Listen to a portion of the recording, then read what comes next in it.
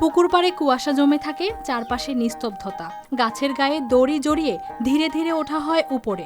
মাথায় ঝোলানো হাঁড়িগুলো নামিয়ে আনা হয় সাবধানে। সারা রাত ধরে জমে থাকা খেজুরের রস উষ্ণ থাকে তখনও। হাঁড়ি খোলার সঙ্গে সঙ্গে বাতাসে ছড়িয়ে পড়ে মিষ্টি ঘ্রাণ। খুব পরিষ্কার পরিচ্ছন্নতার মতো গাছ কাটে অথবা নেট ফিট করে ওই এখান থেকে আমরা সবাই কাঁচা রসুন নিয়ে খাইতেছি, ওই রসিও খাইতেছি, গুড়ও খাইতেছি। আর আমার চোখের সামনে এটা আমরা দিয়ে খুব পরিষ্কার পরিচ্ছন্নতার মতোই তারা কাজ করে।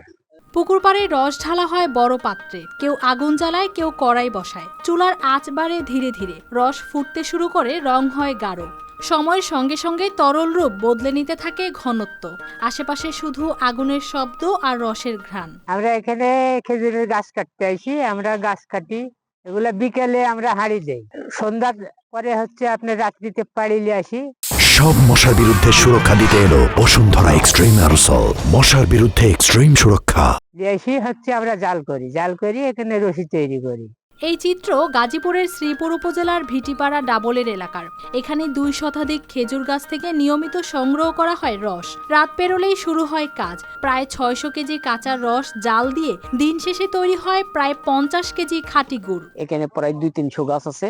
আমি এখানে আসি, এই দেশে থেকে কারিগর নিয়ে আসি, এই দেশে গাছ কাটি, নিজে কাটি, রস নামায়া ভেজাল মুক্ত করে আমি জাল করি, গুড় বা রসি বিক্রি করি। ভোরের দিকে বিক্রি হয়ে যায় কিছু রস, বাকিটা দীর্ঘ সময় ধরে চুলায় থাকে। নেই কোনো কৃত্রিম উপাদান, নেই দ্রুত শেষ করার চেষ্টা।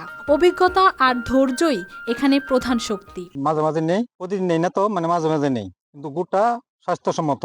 আমি জানি যে এটা পরিষ্কার, আর আমরা এটা খাওয়া দাওয়া করে আমরা এটা দিতে হয়েছি, আমাদের আত্মীয় স্বজনকে আমরা এটা দিচ্ছি, আমরা নেই। অগ্রহায়ণ থেকে মাঘ পর্যন্ত এই 3 মাসই সবচেয়ে ব্যস্ত সময়। পরিশ্রম কঠিন হলেও এই কাজেই চলে সংসার। খেজুরের রস আর গুড় হয়ে ওঠে শীতের সঙ্গে গ্রাম বাংলার পুরনো এক জীবন্ত সম্পর্ক। News desk, RTV।